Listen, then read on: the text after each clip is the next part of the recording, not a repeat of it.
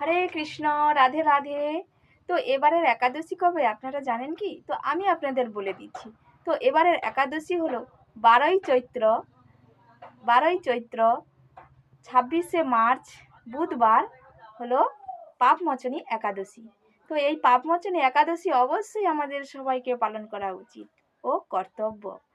তো আমরা সবাই এই পাপমোচনী একাদশী পালন করি, আসুন। আচ্ছা, এই পাপমোচনী একাদশী হলো কশ্যপ মুনি এত পাপ করেছিল যে তার ফলে চবন মুনি কশ্যপ মুনিকে নির্দেশ দিয়েছিলেন যে চৈত্র মাসের কৃষ্ণপক্ষের একাদশী হলো পাপমোচনী একাদশী। তো এই একাদশী যদি কেউ নিষ্ঠা সহকারে পালন করে তাহলে তার সব পাপ বিনষ্ট হয়ে যাবে। তো অবশ্যই আমি তো পাপমোচনী একাদশী পালন করব। আমি প্রত্যেকটাই একাদশী পালন করি। তো আপনারাও এই পাপমোচনী একাদশী পালন করুন আর নিজের জীবনকে সার্থক করে তুলুন। হরে কৃষ্ণ, রাধে রাধে।